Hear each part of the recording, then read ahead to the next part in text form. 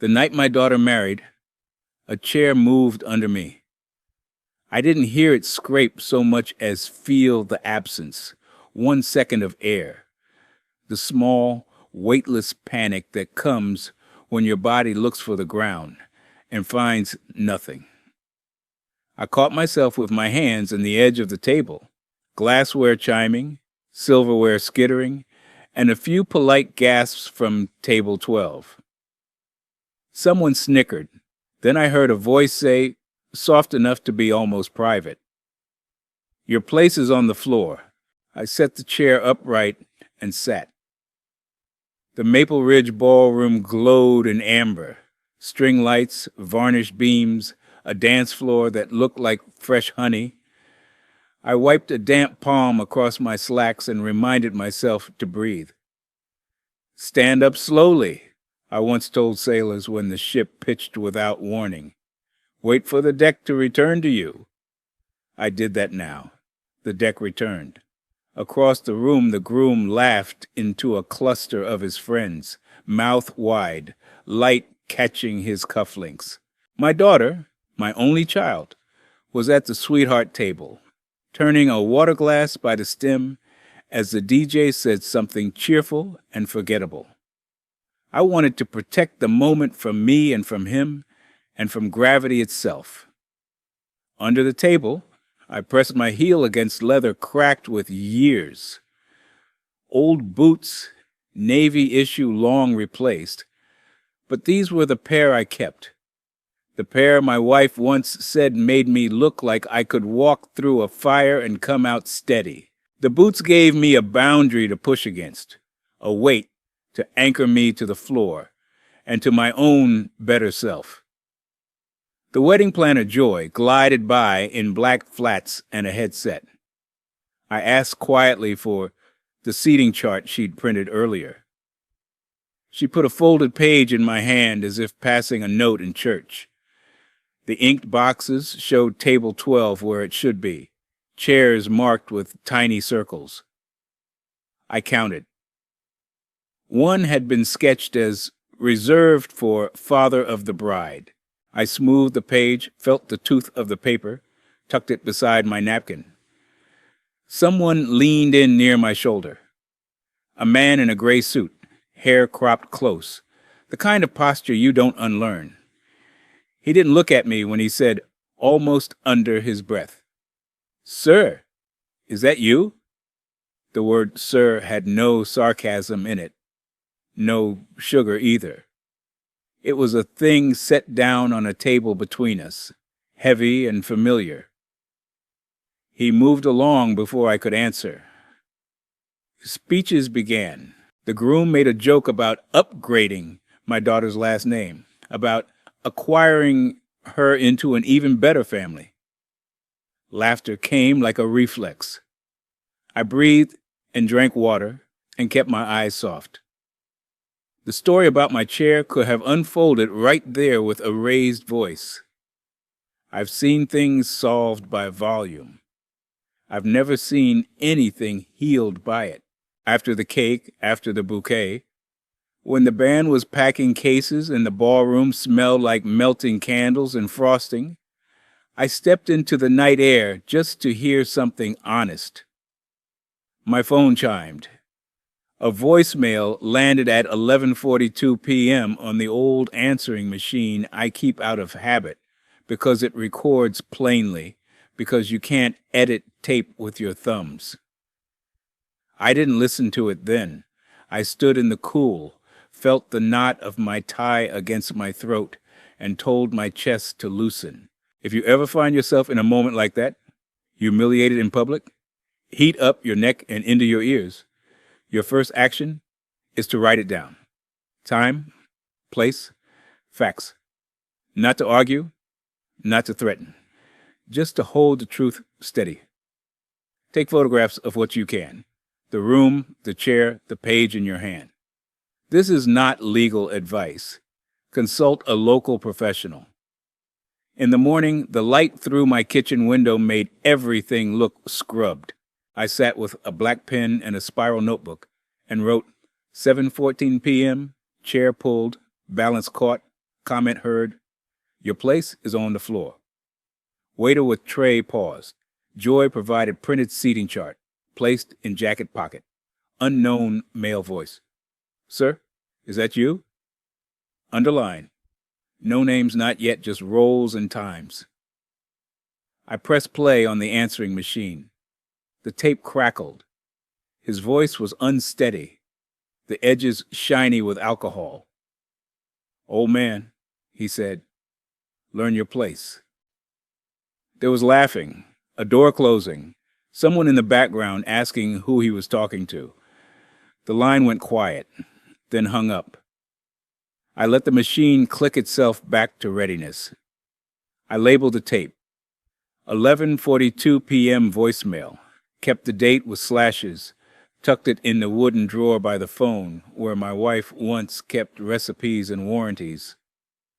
My daughter texted late morning. He says it was a prank. The word prank is a kind of costume cruelty puts on to stay out past curfew. I sent back a small sentence. I'm okay. Then another. Let's take a breath. Not talking money today. That evening, he invited me out for dinner. Let me make it right, he said. The restaurant was one of those places with framed sports jerseys over the bar and servers who call you boss or Han. He ordered like a man performing generosity, loud enough that the people in booths nearby could overhear his brand names. When the bill came, he pinched it with 2 fingers and flicked it across the table like a dare. You're the dad, he said. Tradition. I turned the paper. 347. I looked for the items. 2 rounds I hadn't touched. A bottle I hadn't asked for. I placed my driver's license beside the bill to hold it open and said, split it. He rolled his eyes, signaled a server, and laughed to the bartender. He thinks we're equals. The server, a man with ink on his forearms and something tired in his smile, said, we can split. Do you need the itemized? I said yes. The manager, Mr. Patel, brought a copy, and when I asked if he'd signed to confirm we'd divided it, he put down his initials like a calm stamp. Back home, I laid the duplicate on the kitchen table. A second object. Crisp edges. Total circled. I dated it. I took a photograph with my phone and backed it up to the cloud and to a thumb drive like it might need to exist in more than one place to keep its truth intact. Ms. Alvarez, my neighbor who has a garden that grows on pure stubbornness, waved me over to the fence the next morning. I keep my nose out of other people's kitchens, she began, which is how you know someone's about to hand you a wooden spoon and ask you to taste. She told me she'd seen him with friends in her nephew's garage days before the wedding, practicing something she said looked like tug-of-war with a chair. She didn't have a camera out, didn't think to. I can tell you what I saw, she said, if it helps your mind be quiet. I asked permission to write her account in my notebook. She spelled her last name for me, twice, and gave me her phone number while we stood in the shade of her persimmon tree. I read the number back to be sure my mind didn't want to mishear. The email arrived that afternoon. My daughter forwarded it with the subject line, accidentally sent to me. In the thread beneath, his colleague had typed the word acquisition in bold, as if to enjoy the weight of it. They were talking about a purchase at his firm, but the tone sounded too much like his wedding speech for me to ignore. I showed my daughter how to save the message's headers and preserve its metadata, then told her to send a copy to an account that only she controlled. We sat on the couch, my old toolbox under the coffee table. I opened it and found the navy patch I kept folded in plastic and a 9/16 wrench I hadn't used in years. The wrench felt right in my hand, simple, made for exactly one size of nut and bolt, no arrogance in it. We match the tool to the job, I told her. We don't make something fit by force. If you're near a harm, but not inside it, you can still help someone you love. Choose safety. Start small.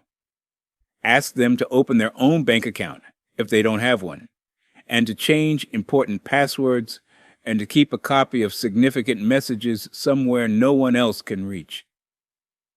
Agree that large purchases need receipts. Put boundaries in writing, short, respectful, clear. This is not legal advice. Consult a local professional. I typed a message and read it aloud to make sure the syllables fit in my mouth without bitterness. For the next 90 days, I'm pausing all financial support that flows through me or my accounts. All communications regarding money or logistics should be in writing. I ask for a written apology directed to my daughter for the incident at the wedding. After 90 days, we will reevaluate. I deleted incident and wrote chair being pulled. Nelson, directness is kinder than euphemism when you're building a fence to keep the goats out of the lettuce. The next day, I met him at a coffee shop where the floor is concrete and the music is always 2 notches too loud. I brought the signed restaurant duplicate, the photograph of the seating chart with my chair marked, and a printed screenshot of his midnight joke apology text to my daughter. 3 objects I could set down like clean tools. Joy, the planner, happened to be there. Cedar Grove is small, and she stopped to say hello. Mr. Patel arrived for a to-go cup, shook my hand, and nodded to the paper I'd brought as if to confirm shared reality with as few syllables as possible. None of us raised our voices. I read my 3 sentences and slid the page across. Boundary, boundary, request. He scoffed and said, "You're making a file on me? What are you, a cop?" I said, "No, a father." He smirked. "You can't control us." I said, "I am only controlling me." He drummed 2 fingers on the table like a boy trying to look bored, and said into his phone loudly, "He's making such a big deal." I carefully returned the papers to a manila folder, already labeled with a date in the top right corner, the way my wife used to label gift wrap, to keep from reusing a pattern the same year. I asked him if he remembered anyone from the reception speaking to me, the gray-suited man who had set down, "Sir." He shrugged. "A lot of people talk to a lot of people," he said, then grinned like the point was to keep the room spinning. When harm doesn't get the reaction it wants, it often tries a sharper angle. That night, another voicemail landed. He forgot you can hear breath when a person leans close to a receiver. The words were dirtier. The last sentence was a threat without a verb. Just a picture he drew with his mouth.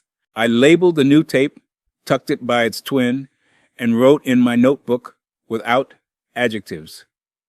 I didn't tell my daughter every detail. I told her about the plan. We agreed on a pause, a quiet season for thinking, for counseling, with someone licensed and kind. She made the appointment herself. In the kitchen, before she left, I took down from a shelf a pair of boots that weren't mine.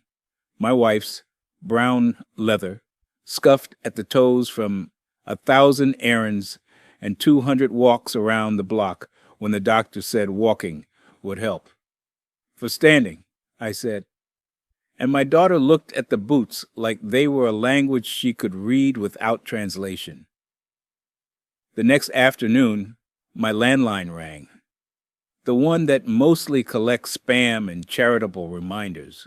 The voice on the other end was careful, like he was stepping onto unfamiliar ice.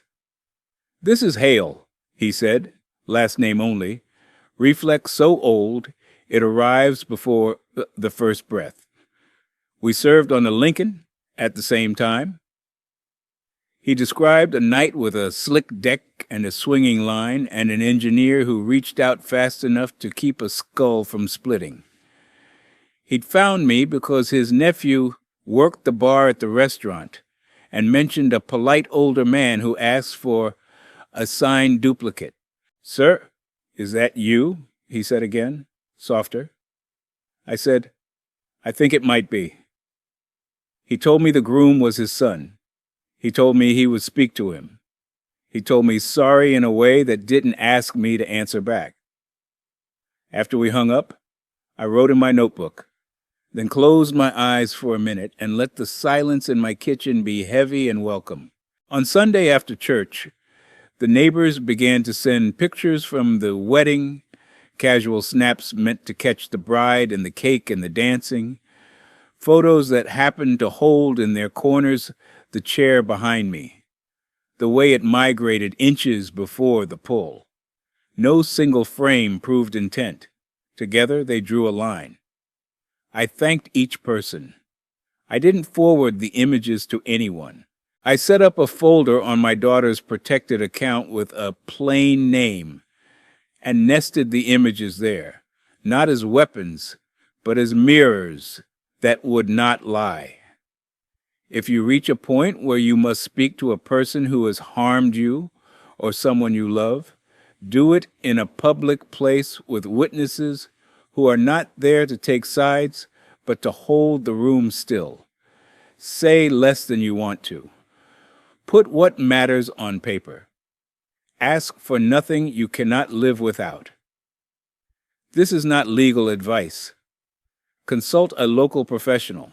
A father's pride is not the loud kind, the marching band with cymbals. It's the tap of a wrench against a bolt when the thread catches, that sure sound. It's the way old leather holds a man upright. It's a seating chart, creased and uncomplicated, saying, "This was your place." It's a restaurant duplicate initialed by a manager who doesn't want trouble, but believes his pen can point toward fare. It is a voicemail labeled with a time that will mean something later if it needs to. Pride, in the end, is a tidy folder you can set on a table and not be ashamed to open. The week turned like a slow wrench. Monday's teeth found Tuesday's groove. The messages stopped for a day and then returned sharper, like a blade honed by attention it didn't deserve. I did not reply. Instead, I copied each voicemail onto its twin cassette, labeled both, and logged them in the notebook with the patience I learned on steel decks, where rushing meant stitches. I carried the manila folder with me, not as armor, but as a reminder that the truth didn't need volume to be real.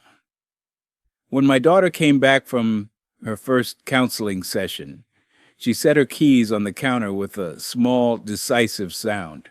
"I talked out loud," she said, like it was a new sport. Her eyes were red in the honest way. She poured water, drank half, and looked at the pair of boots her mother had worn. "I think I want those for a while," she said. I nodded. The boots sat between us like a warm word. That evening, my landline rang again. "Hale," the voice said, and I pictured the man's square hands, his posture that had nowhere left to hide. "My son will come with me. Sunday. We will speak plain." I said Sunday would be fine. We agreed on a quiet room at the community center. The one with the piano missing 2 keys. The one where the town holds pancake breakfasts and blood drives. I told him I would bring paper. He said he would too. Before the meeting, I walked the perimeter of my small yard, and checked the gate latch the way I do when storms threaten. A life has its latches. The bank account my daughter opened was confirmed and funded with money that carried only her name. The passwords were changed. The counseling appointments were scheduled, recurring. The folder was ready, edges aligned, seating chart on top like a calm introduction. If you find yourself moving from harm toward repair, map your steps as if you will need to teach them later. Because you might.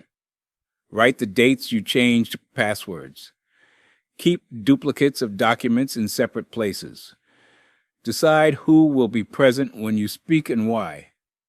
This is not legal advice.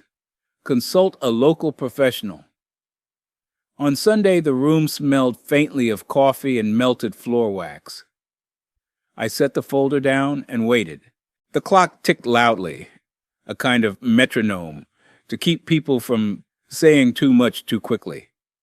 They arrived in a tight rectangle, the son in front with impatience in his shoulders, the father behind with apology turning his features lighter. Hale nodded to me like a salute cut in half to fit the room. He placed an envelope on the table, thick paper, his name in the corner, the way men used to do when letters mattered. He didn't sit. He said my name, and then he said the word sorry 3 times, each one for a different thing. Once for the chair, once for the messages, once for leaving the boy in a world that taught him that loudness could pass for strength. The boy, man, really. But it is hard to say it when a person acts smaller than his shoes. Looked from his father to me like there might be a door I would open and a door I would close. I slid the restaurant duplicate across the table. I set the printed screenshot of the midnight apology text beside it. I unfolded Joy's seating chart and placed it with the chairs facing them so they could read without turning the page around. I said the words I had practiced. Simple, like instructions on a life preserver. I am pausing financial support for 90 days. All communication regarding logistics is in writing. I request a written apology to my daughter for the act of pulling the chair and the words spoken to me. The boy smirked, reached like he might take the paper, and then let his hand fall. His father touched his elbow. An old touch, a remembered threshold. Son, Hale said, and there was the ship underneath the syllable again, the bulk of it. The history. You will write it. He pulled a yellow legal pad from his envelope. He set a pen beside it. Now. The boy sat. The chair legs made a dry sound on the linoleum. He wrote the date, and then he waited, pen above paper like a dragonfly over a lake. It doesn't have to be poetry, I said. It just has to be true. He began. The first sentence came out crooked, like a board set wrong. He crossed it out. The second landed straighter. He wrote that he had pulled the chair on purpose to humiliate me. He wrote that he had said the line about the floor. He wrote that he had pressured my daughter at dinner to make me pay a bill I didn't owe. He wrote that when I refused, he laughed. He wrote that he called my house at 11:42 p.m. and left a message that embarrassed him now. He wrote that he would not contact me except in writing. He wrote that he would seek counseling of his own. Hale took the page, read it, and said quietly, "Add that you understand what you did, risked your marriage before it began." The boy wrote it. He signed his name. He slid the page across. I did not reach for it right away. A document is heavier right after it's made, like bread fresh from an oven. Give it a minute to steam. I let the air cool. Then I tucked it into the folder behind the seating chart, between the duplicate bill and the screenshots. So the apology would live among the facts that taught it how to be strong. If you're collecting apologies, collect them like receipts. Filed, dated, specific. A real apology names what happened, admits intent where intent existed, outlines what will change, and recognizes the harm.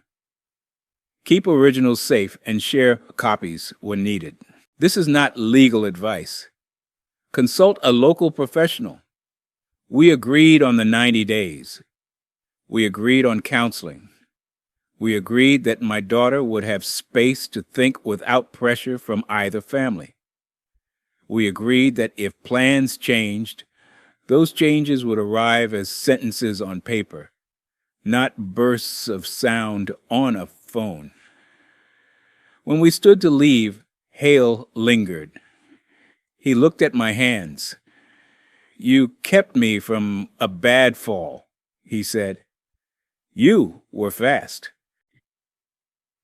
I felt the old ship under my feet again, the spray, the wire singing in the wind, my hand closing around a collar that was too thin for the work and yet held.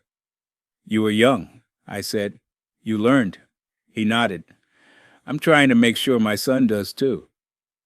In the quiet days that followed, my daughter and I walked the length of the wooden bridge at Cedar Grove, a footbridge, mostly used by kids with fishing poles and couples with coffee. We brought no big words. We brought a photocopy of the $347 receipt, just the copy, the way you bring a photograph of a healed scar to remember that skin can knit. Halfway across, we let the paper go. It rushed flat along the little current, then folded and sank. We watched the water take it like a city clerk putting a file into a drawer, methodical without cruelty. Healing is a thing with many small hands. Neighbors who sent photos from the wedding sent recipes and plant cuttings and gossip about the town's baseball team. Joy dropped off the seating chart in a frame, not to make a shrine to a bad moment, but to make a promise to better ones. Here's where you should have been and still are. Mr. Patel came out from behind his bar when I stopped in and asked after my daughter with the careful tone of a man who knows large men can be hurt and keep walking. 90 days is a long and short time. The voicemail stopped by week 2. The emails got procedural. Times, dates, the occasional question about a pickup truck someone was borrowing.